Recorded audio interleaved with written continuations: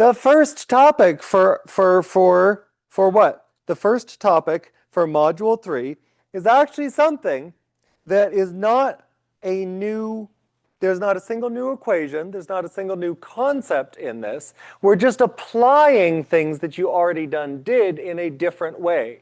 You've never done this, but you've done the pieces of this. Then at the end of this, we're going to generalize, we're going to come up with a general mathematical expression that not only encompasses this phenomenon, but encompasses lots of other things. And very practical things. We're going to understand how generators work, how the power plants work, all from one simple, all from one equation, one idea. The equation and the idea are, maybe I should not say simple. It's short. Okay, so motional EMF in a single, the short version for motional EMF is if you wave a metal rod back and forth or any piece of metal back and forth, anywhere that there's magnetic field, you can actually use the magnetic field as a battery. Now, the Earth's magnetic field is pretty darn weak. Do you remember what it was? 50 millionths of a Tesla? So you probably have never noticed this phenomenon if you've got ordinary sized pieces of metal at ordinary speeds in the Earth's field. But we're going to see that this actually is a measurable phenomenon, and then when we generalize it to electromagnetic induction, the bigger phenomenon, we're going to see that this is where the electricity to run the lights come from, the projector, everything. Whatever is powering your laptop right now, the stuff in the wall. Okay, so, as I said, these are existing force laws. You should, hopefully, God willing, remember that electric force compared to field is QE. You just took a test on that. I would love it if you remembered the foundational law for force on a magnetic charge is QVB. And remember, there's that right-hand rule thing. That right-hand rule is coming back. Aw, sorry. Sorry, not sorry. Actually, once you get the hang of it, it's kind of fun. Okay, now, what I'm going to say is that the scenario is if you wave a metal rod, shake a coat hanger back and forth, the magnetic forces on the electrons inside the rod can push the charges apart further and further apart until those forces are just barely balanced by electrical attraction. Magnetic force separates the charges, the plus and the minus. There's a plus end, there's a minus end. And that separation only stops when the electric field inside the rod is big enough to counter. In other words, when the force on any given charge is balanced, when these two forces add to zero. Okay, take a hot second on your paper. I challenge you to come up with an equation that says QVB equals QE and simplify. Ready, set, go, real fast. What happens if these forces are equal?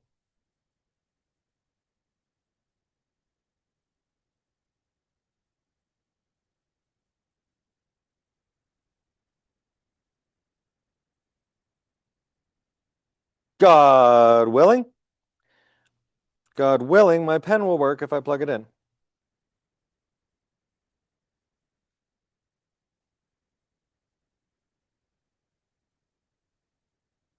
I hope that what you have written on your board is that Q times the electric field is Q times the velocity of the charge times the magnetic field, and Q cancels Q, so you can find that the electric field, the electric field within the piece of metal is VB.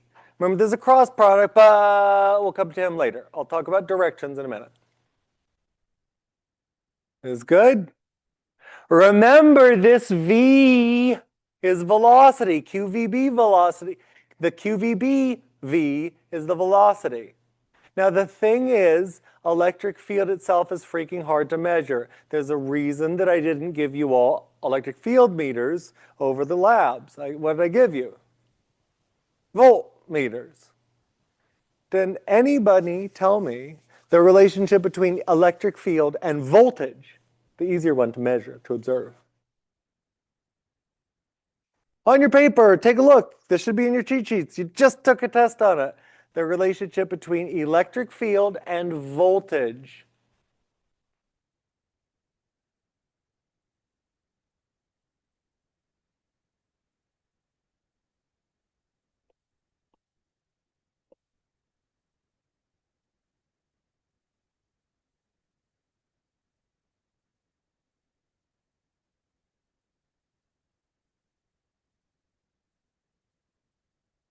Don't compartmentalize. You gotta know this stuff, especially my future MCATs. What you got? That's right. The voltage E is equal to the voltage divided by the distance along the electric field direction. The voltage divided by the distance, the volts per meter. So I'm going to turn electric field, which is hard to measure, into saying voltage, and I think I should write this out, divided by distance equals speed times magnetic field. Are you guys okay with when you see VB, what V is this? Kimmy, yes, but I haven't talked about directions yet. Oh, wait, let me see your full question. Yes, protons and electrons are opposite. If the electrons slosh to one side and the protons are lacking on the other side, then that's the direction that the electric field is coming about from. The magnetic force must be in the opposite direction on those charges. Again, I'm not talking about direction yet, though. This is hard enough to conceptualize without that, especially since I use the word V for two things. Okay, so can we solve this equation for voltage? Yes, we can. Voltage equals distance along the direction of the separation times, you know what, maybe I will write it out with words.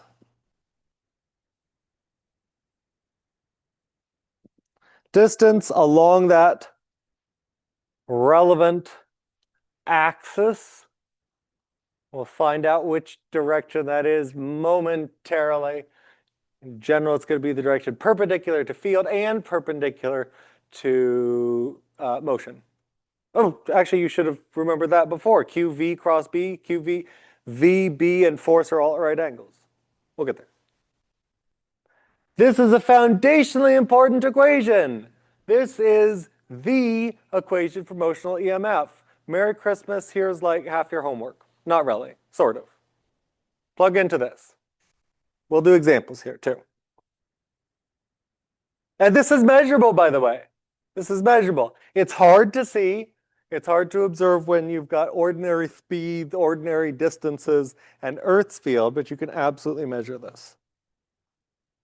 Okay, now I want to connect this to a bigger formula. It's not bigger, it's actually the same length.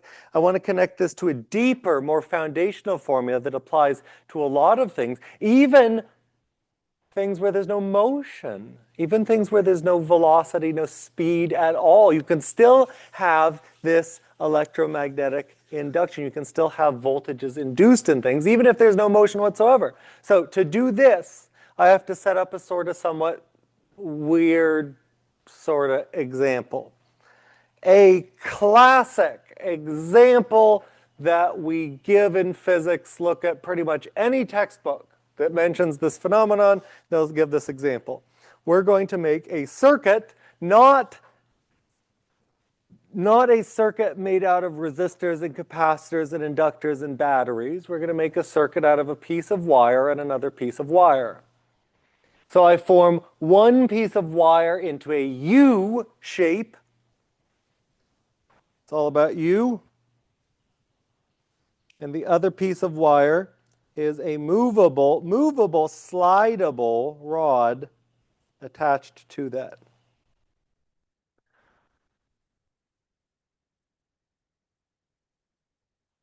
So I've got one long U, and I can drag the bar, extending or collapsing the U.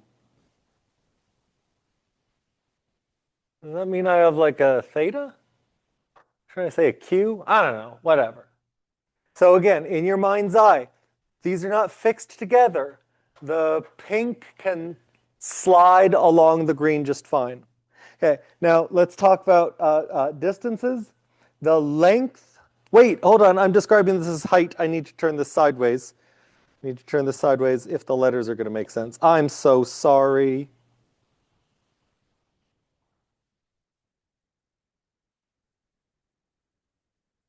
Okay, so the dimensions of this basically rectangle here are going to be, I'm going to call the length of the bar L, big shocker.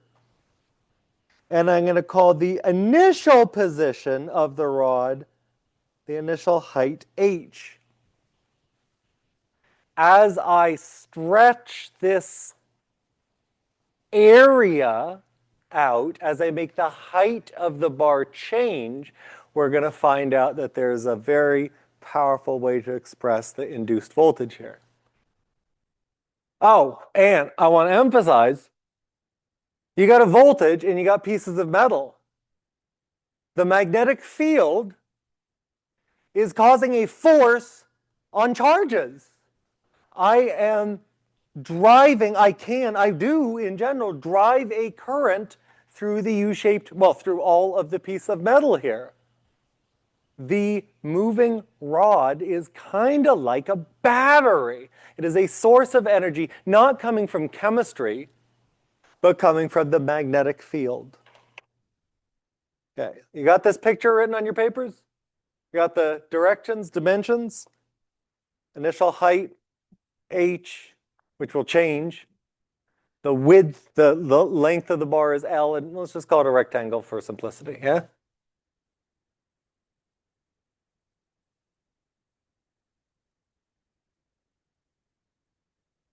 Is good? Yeah? All right. One step at a time, take it slowly. So as we combined on the previous slide, the electric field generated by the separation of charges being pushed to opposite sides, the electric field in there is the speed times the magnetic field. Or we can write this in terms that we find easier to measure. The voltage across the bar is the length of the bar, the speed of the bar. Don't get those confused. And the magnetic field that the bar is in. Okay, so is this voltage going to go from the plus side of the bar to the minus side bar, or the minus side of the bar to the plus side of the bar? The bar is like a battery. This voltage drives a current from its minus side to its plus side. The magnetic field of the magnetic field that we are tasting is giving charges energy. So when we talk about directions in a second, we're going to find that the charges flow out of the plus, go through the channel, the U-shaped channel, and come back to the minus. Okay? The plus and minus separate. They are pushed apart, magnetically pushed apart. That's the source of energy. Oh, let's do a plug-in. Here, check yourself to make sure you can plug in numbers. You got to do this in a big magnetic field. 0.42 Teslas is big. You need a lab magnet to do this. Plug it in, plug it in.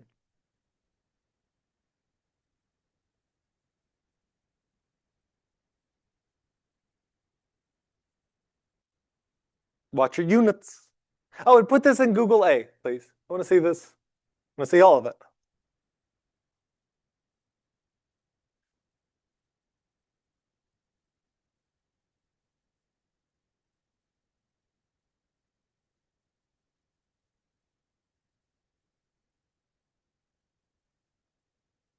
Also, you should reflect on this. Is this measurable? Have you ever seen a voltage of this magnitude before?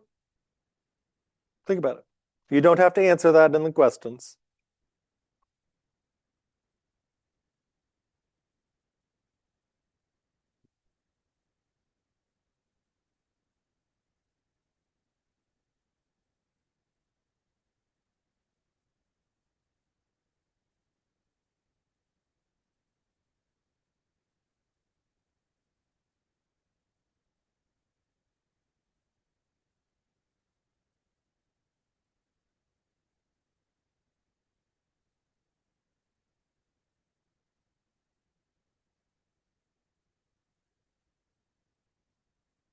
So far, not a single mistake. I am pleased.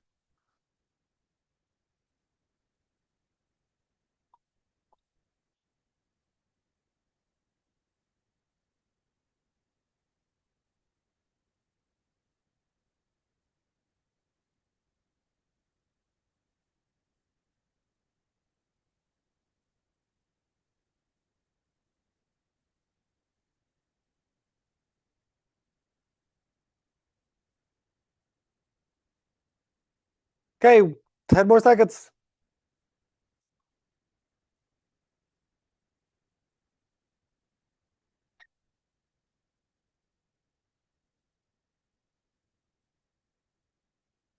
Okay, I'm gonna say time's up.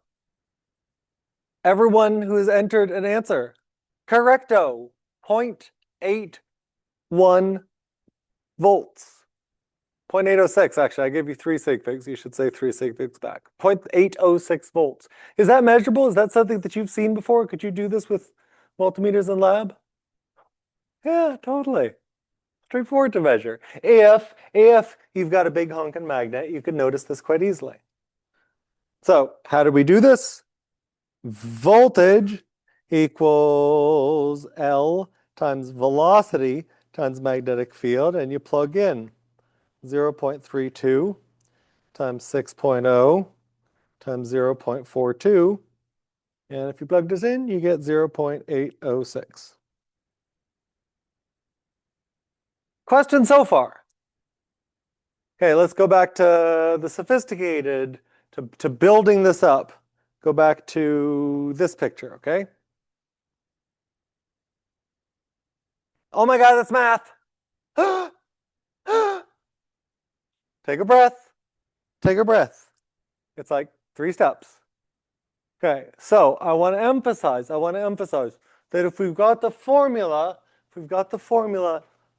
that involves length times velocity. What's inside just those terms? Forget about the b. The b's in there too, but I just want to focus on a single multiplication. What's velocity? What is its essence? What did you spend half of last semester talking about? Speed, the change in what? The change in position per time. In other words, the displacement per time. Delta x over delta t. Which direction is x if I'm dragging this bar upward? Which way is it going? Up. And what is the relevant length of the bar? Which direction did I say is the length? That's the left-right direction. Now, reason about this. If I say that the velocity, I guess in terms that I gave velocity in the vertical direction, the height direction, I'm going to call delta h, okay? H is the height of the bar. It starts out at capital H. It's going to move with speed, delta h over delta t. Are you guys okay with h being a position? Displacement is this. This is displacement. This is time interval. So I'm just expanding what v means. Really okay with this being a position? The height of the bar, as it changes, starts at height capital H, moves up? Okay. Now, what is delta? What is delta always? How can we interpret a change? What's the formula for delta? Delta foo is foo final minus foo initial. Meh. Meh. Stop, get back. Okay, let me put it this way. If I take L and I multiply it by huff minus high, is there a way that I can re-express this? L times a subtraction. Can I do anything with this? How would I expand it? That's right. Exactly. L times the final height minus L times the initial height. Now tell me this. Riddle me this, Batman. What does it mean to have the length times the height in this situation? Look at your diagram, and can you tell me, if I've got some height at some time, what is length times height? What am I talking about here? What variable have you learned in second grade, fourth grade, whatever, that describes length times height of a rectangle? It's the area. In particular, it's the change, the final area minus the initial area. But yes, I can bring that length in to the change formula and call this change of length times whatever the height is, and say, but length times height, that's nothing but area.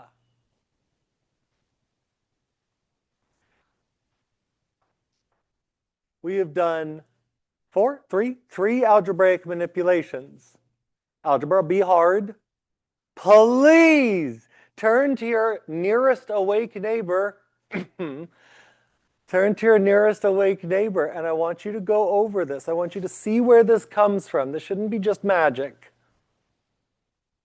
Walk through this. Walk through these 3 steps.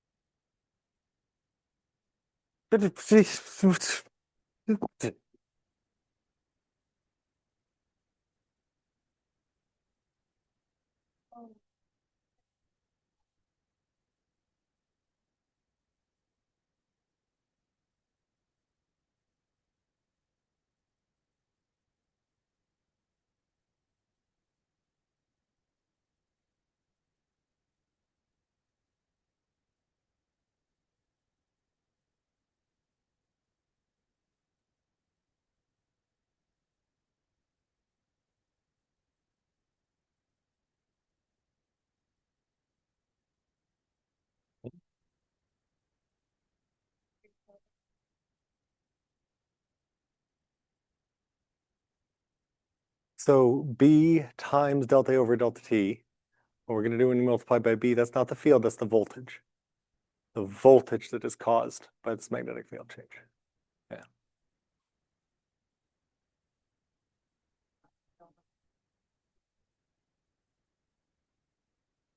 Check there with this. This is always true.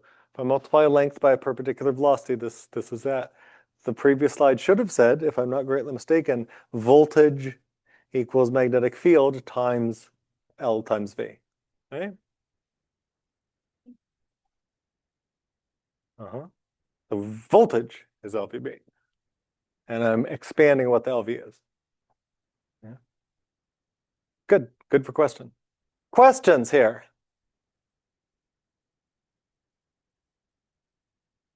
Niet, nein, nada, nichts, started. Okay, we're most of the way there.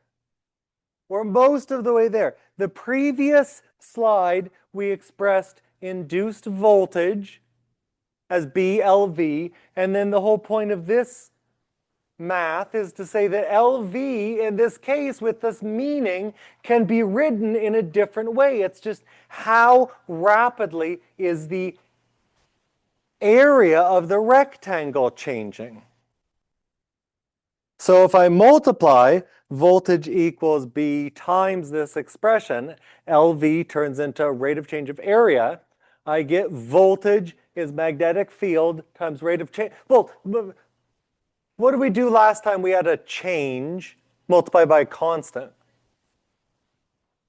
Can I say B times a change in A is the same thing as the change in BA? Are you okay with that? I'm going to bring this exactly as I just showed. I'm going to say, like before, this is going to be the rate of change of BA.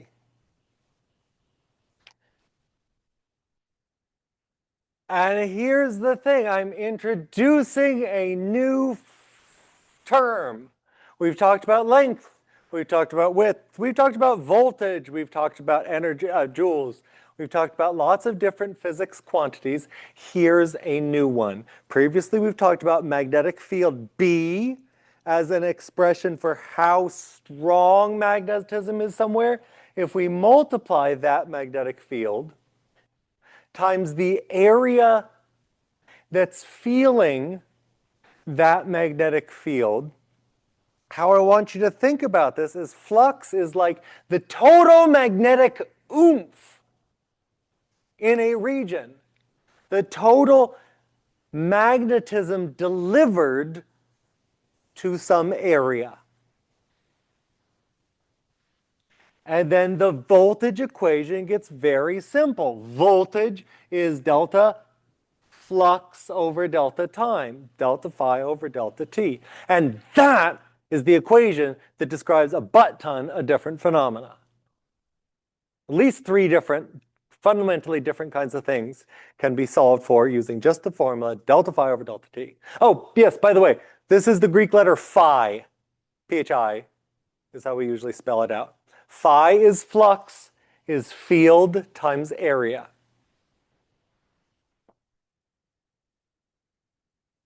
You guys okay with the idea of multiplying a field times an area? And maybe that being changing? Is everyone comfortable with the area of a square or rectangle being length times width? What's the area formula for a circle again? Pi r squared, not 2 pi r, watch out. You guys okay with that? Good. So I'm introducing a new quantity, and I'm saying then, let me write it down. No, for God's sake, let me write it down as a single expression. Nope. Yeah, single expression. Induced voltage is simply the rate at which flux changes. Flux is the total amount of oomph. And if you find how rapidly that changes, very importantly, changes. If flux don't change, there's no induced voltage. It's not flux. It's the change in flux divided by time. Remember when we talked about acceleration? Acceleration is not velocity divided by time. Velocity must be changing in some way. The change in velocity divided by time. Okay. We're going to apply this. We're going to practice applying this significantly. But I've got a second thing to discuss. Well, hey, let's apply this here. Let me give you an example that's before we move on. Here's something you can practice. Okay, I'm going to ask for the current induced. And if I ask you for the current that results from a voltage, what term do you need to have? Resistance is the term that relates current and voltage. Wires have resistance too.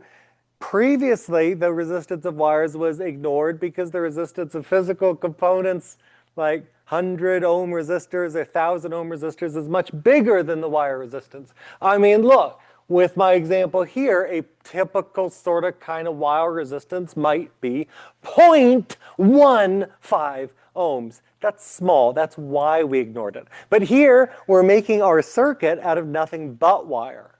So the wire resistance is this resistance. Okay, that said, ready, set, calculate. And I would like you to practice this as find an area formula and find its rate, the slope of that formula.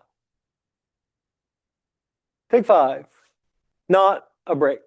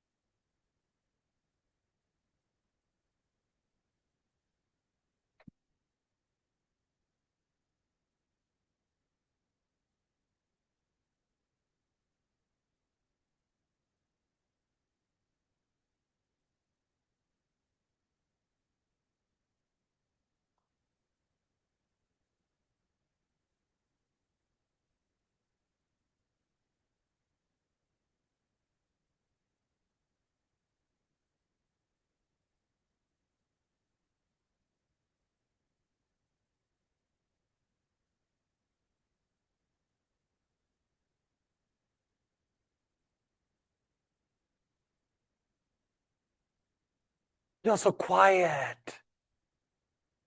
Are you, as my 2-year-old would say, guck? Stuck? Or are you just thinking? Okay, I'll give you time then.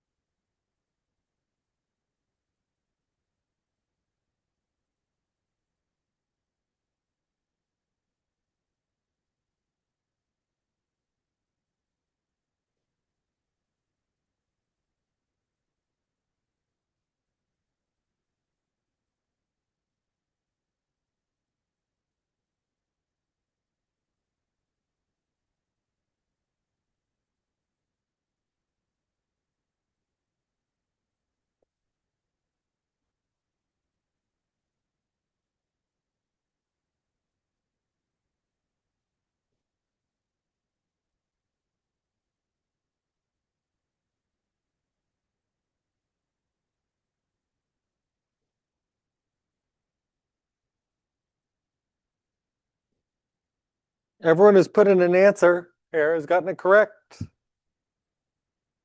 I'm wondering if you've interpreted it in the same way. I've still got something to teach you here, I suspect.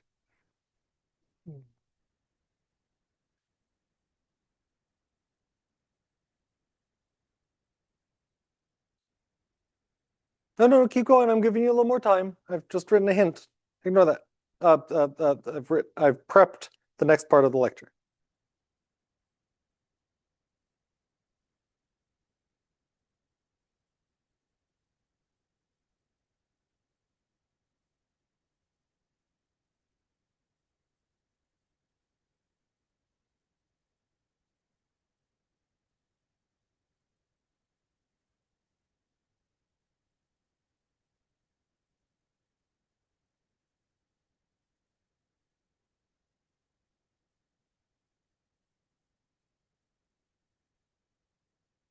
Gesundheit.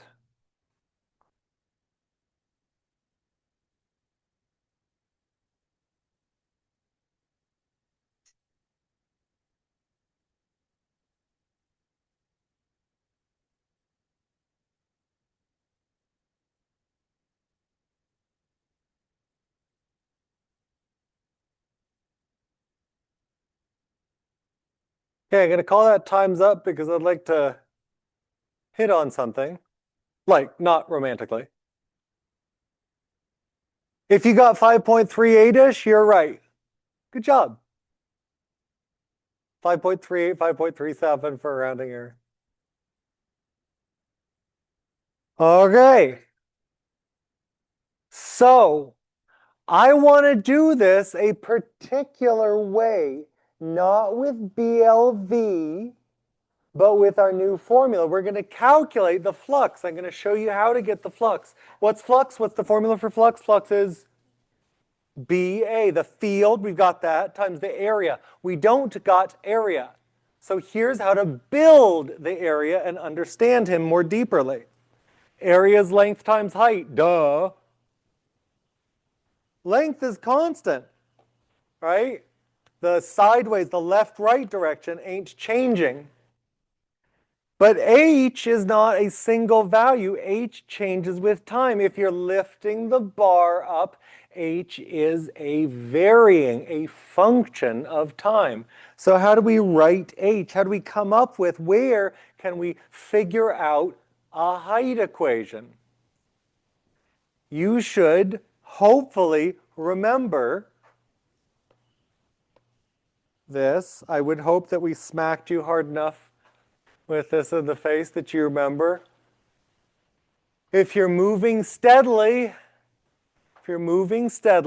you just add your velocity times time to wherever you started. That gets you where you are. Final equals initial plus VT. Final position equals initial position plus VT.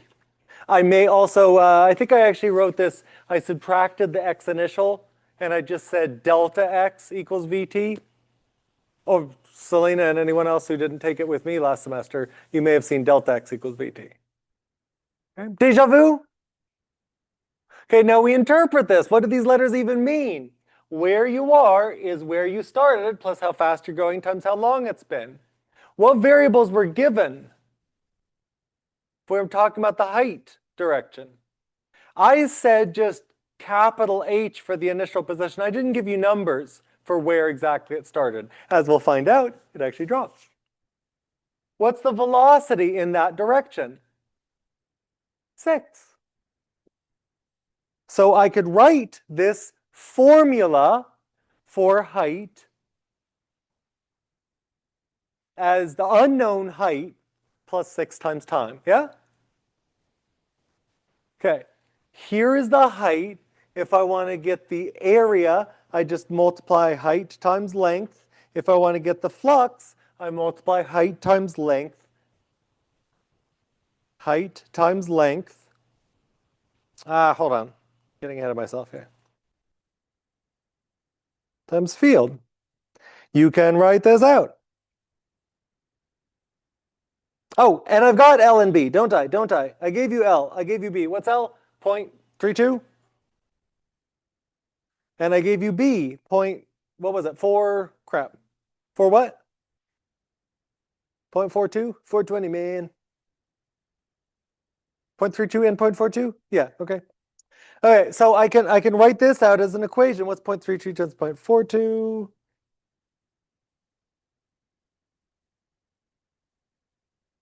What's that times 6?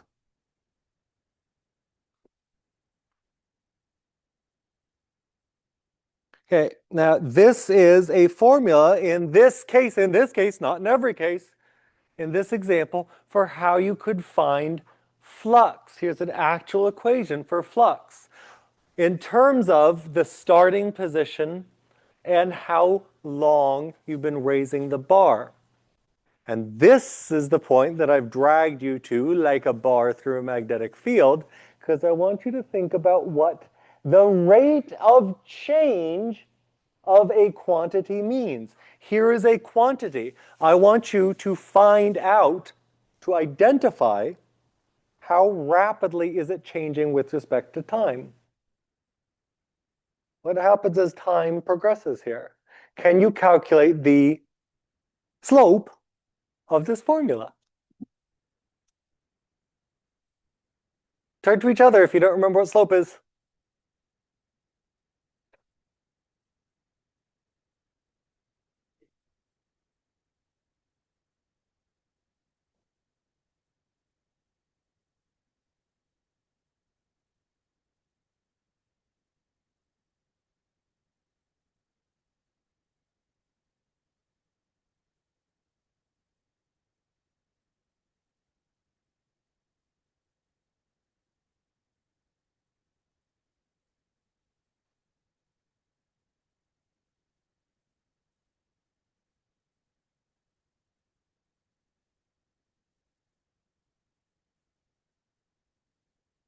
Here's how I do it.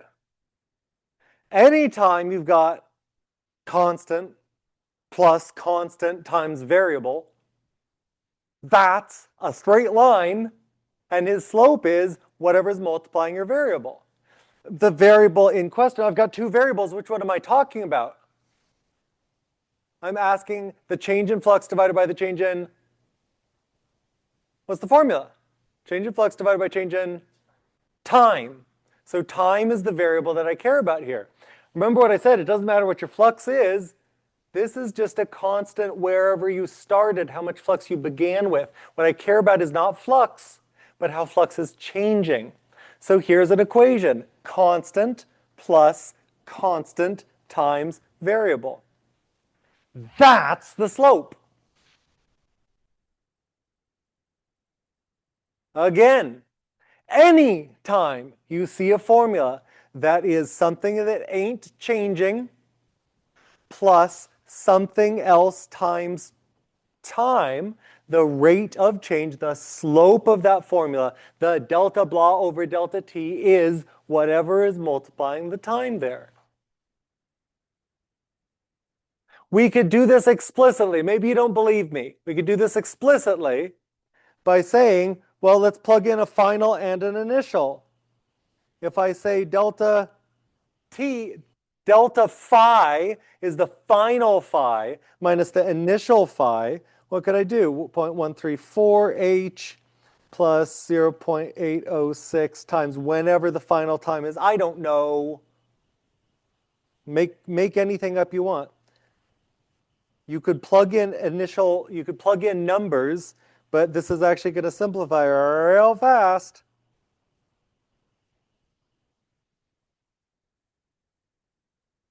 Look, what's the formula for final phi minus initial phi? What's the upstairs of this new master equation?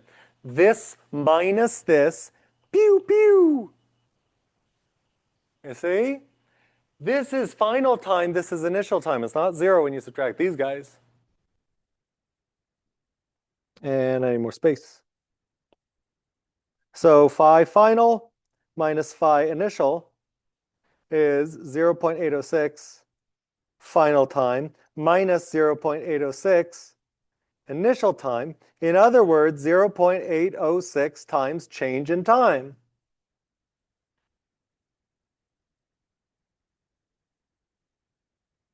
Yeah, you believe me on this? Okay, so change in flux equals constant, what I identified before, times change in time. I can solve for change in flux divided by change in time. What is that? Let's divide both sides by change in time. Bam! There we go, 0.806 units or volts here, as it turns out. Okay, I've presented this in two different ways. If you were following along and then I just broke you, forget about it. You can use what I actually prefer to do internally. The first method I showed is constant plus constant times variable. The slope is whatever's multiplying your variable. That's how I see these things. Or you can take a final and an initial value and subtract them and recognize, oh, look, the constant vanishes. I've just got the other term as the slope. Okay. You will not have to construct a phi equation every time. You do have to be able to recognize the meaning of the slope, the puzzle pieces that go into this, and the algebra involved here. That's why we're practicing this here. But please do recognize we're using this to develop formulas that are actually easier than the individual pieces. Also, we're almost done early. Hooray. So, oh, don't you mean hashtag sad because less intellectual stimulation? Okay, so we have just discussed what happens if you move a bra back and forth, sorry, a bar back and forth. Bras do not do this, only panties. If you move a conductor back and forth in a magnetic field, it induces a voltage. If you attached that conductor to a piece of metal, a conducting circle, you can get a actual bona fide current in that. If magnetic field changes at all in the vicinity of a loop of wire, you can also get current. You can get a voltage, even though nothing is moving. And this is not the same physics as before. But it results in the same equation. Why it results in the same equation is a deep mystery at the level of our class. It goes back to Einstein to fully explain it. Well beyond the scope of 112. Okay, so what? So what? If you shake a wire in a magnetic field, there's a voltage there. If you change the magnetic field without shaking the wire, there's a voltage there. Anytime magnetic field changes near some closed loop, you can get a voltage there, can induce a current if the loop is closed. Example of how I could change the magnetic field near a wire. If I take a loop of wire and take a bar magnet and shove it in the hole and pull it out, that causes a current. You're going to do this in lab next week. We're going to give you a long coil of wire. Excuse me. You'll take the voltmeter and then take a big magnet and push it in and take it out of the coil. You're going to see actually a very real, straightforward, easy to measure voltage. Very realistic voltage with these magnets. With these magnets and coils. And again, even though there's no velocity this time, there's still a flux. If the flux changes, we can use the same formula. In every case, changing magnetic field, changing area, change in position, changing your mama, it always is the change in phi divided by the change in time, the slope of the flux. Formula for calculating induced voltage, induced voltage, is the same as what we just walked through. Again, even if it's not position that's changing, even if area is constant.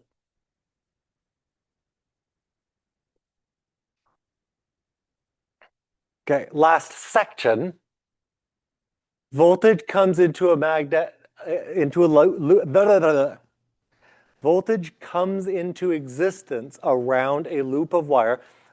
It comes into existence around a non-closed loop as well. It's just you don't notice that because there's no circuit for that voltage to drive current around. But voltage comes into existence anytime you've got a change in the flux of the field. Flux is magnetic field times area. I'm not going to test you on the units of flux, but the doctors in here may be asked. You may encounter this on MCAT. If you see Weber, a Weber is the unit of BA. 1 Weber is 1 B unit times 1 A unit. Test the meter squared. Okay. I'm going to proceed to ignore this henceforth. Yes, it's Weber's, but I am only telling you because MCAT sometimes uses it. Okay, so the voltage in the wire is the rate of change, the slope of the flux. I should name this as well. This I will refer to as Faraday's law. Michael Faraday discovered this way back when. Induced voltage law. Okay, what affects this induced voltage? Again, any change to flux. Well, how can I change flux? If I change the field or I change the area? If field changes, if the area enclosing the magnetism changes, that changes it. Also, by the way, the angle makes a difference. The angle between which way the magnet points and which orientation the area of the wire points, that changes things. If you take a magnet and take a loop of wire and spin it, congratulations, you've just invented the power plant. This is how your electricity is created. The electricity in this very room right now, coming from the power plant, Palo Verde nuclear power plant. There is a big honking magnet. There is a loop of wire. And it is spinning. This is a turbine. This is a generator. That makes a big honking voltage, which powers the city, or a good fraction of it. We are not doing trig in this class. If we did sine when I don't have to do sine, people would die. I do not, believe it or not, I don't actually wish to kill you. I do wish you, however, to know, because this is a real world thing. You can change field, B, you can change area, A, and you can change their angle between them.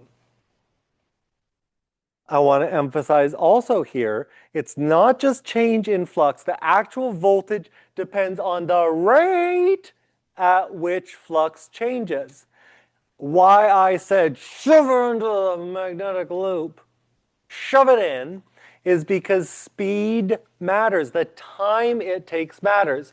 If you decrease how long you are moving the coil magnet, if you decrease the time it takes to do that, if you speed up, you get more voltage.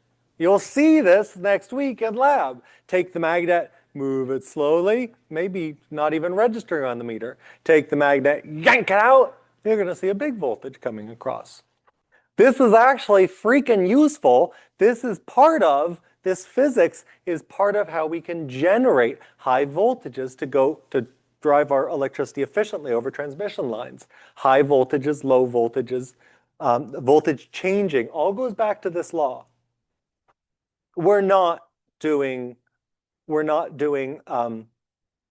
transformers. We're not going to get all the way. I will hand wave and say this is responsible. This is the physics behind transformers, how to get different voltages, but I'm not going to prove that.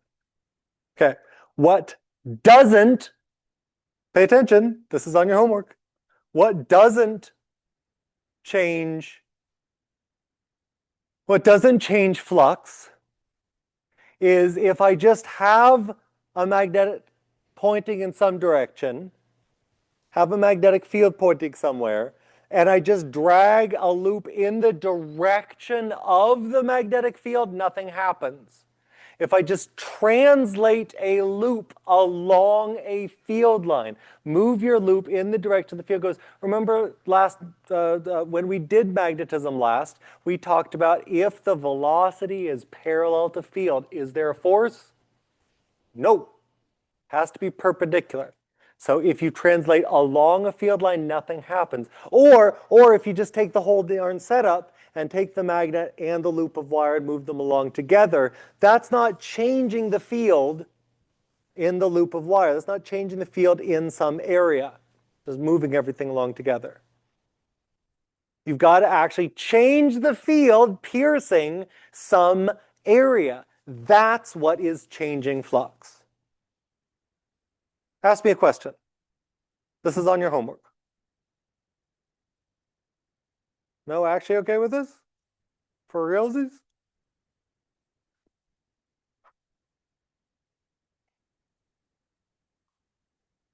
If I take a magnet and bring it closer to a loop of wire, what is changing? If I take a magnet and bring it close to a wire, what is changing? Is the loop of the wire changing? Is the flux changing? Is the magnetic field changing? Yes. Is the magnetic field increasing or decreasing in that loop?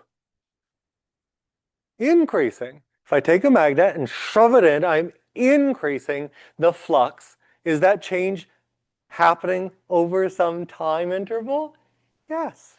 As long as flux is changing, the change in flux divided by the change in time is the voltage happening.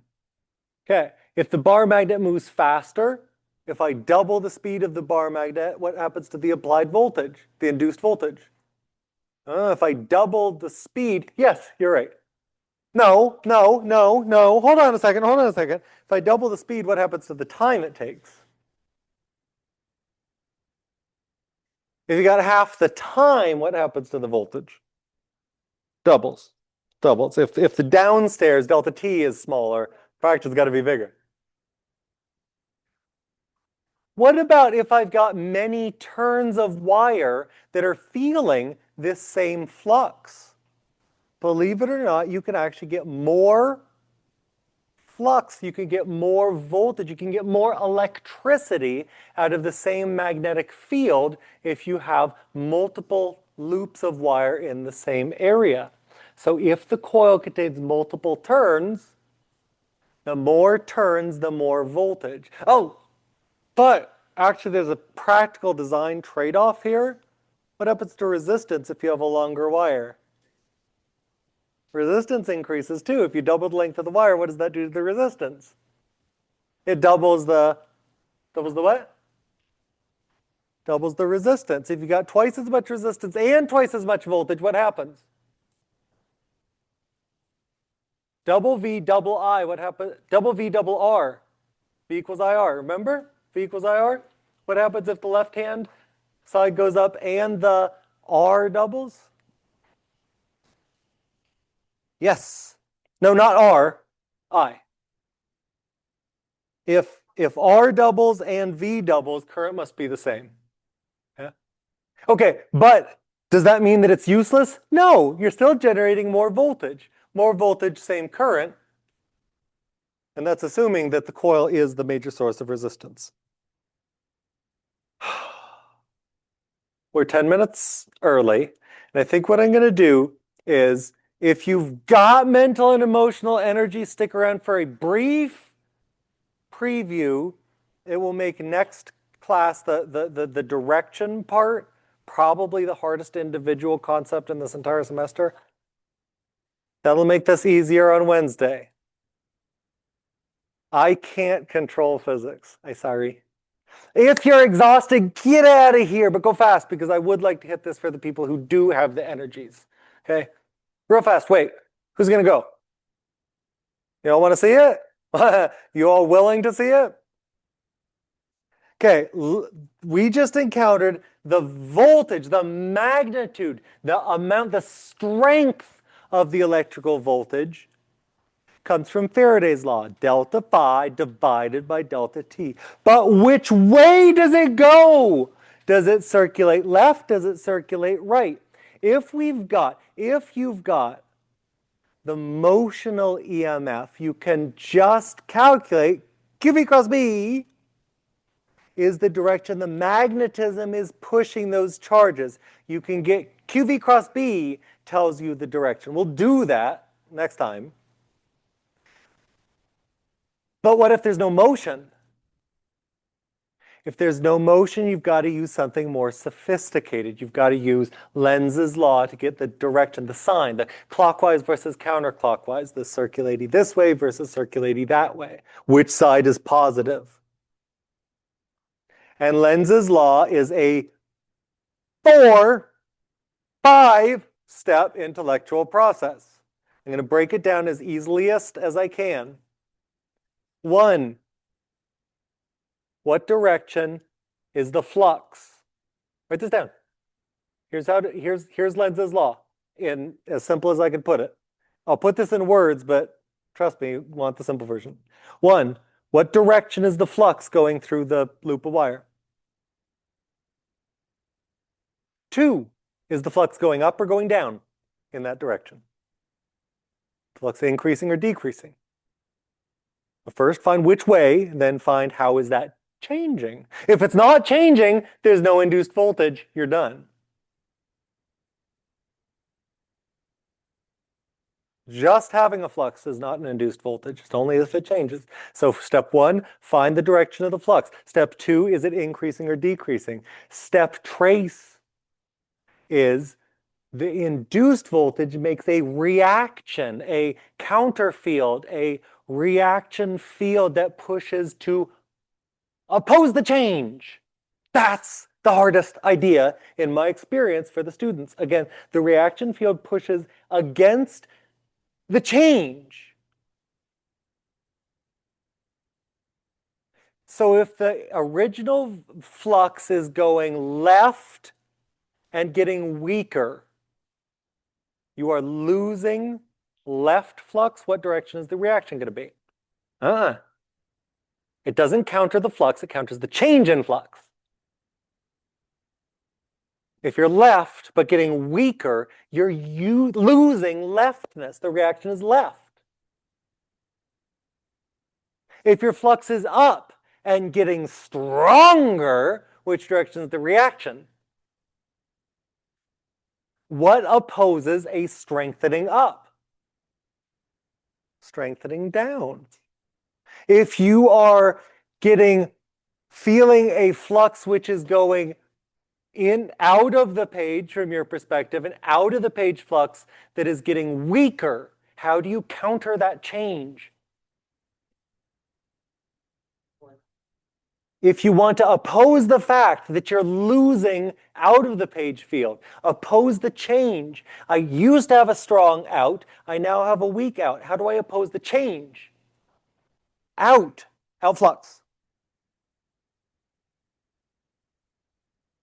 Yeah. Well, this is why we're also previewing it. Again, if I push down on the table, then I push down on the table less, then I push down on the table not at all, I'm losing down force. If you want to try to keep the force constant, what do you have to do?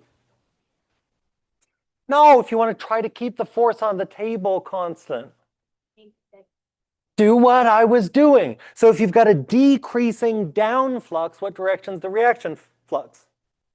Down. What if you've got a rightward flux that's getting stronger? How do I oppose the increase? Less right is called left. The original field is right. If it's getting less right, you're losing rightness. Wait, did I say losing? No, I said increasing, didn't I? Did I say increasing?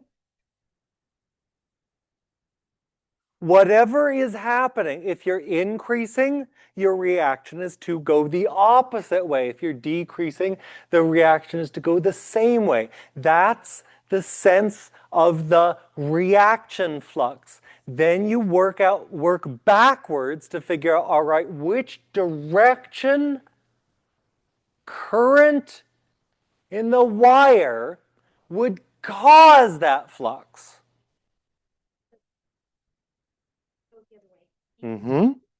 Yes.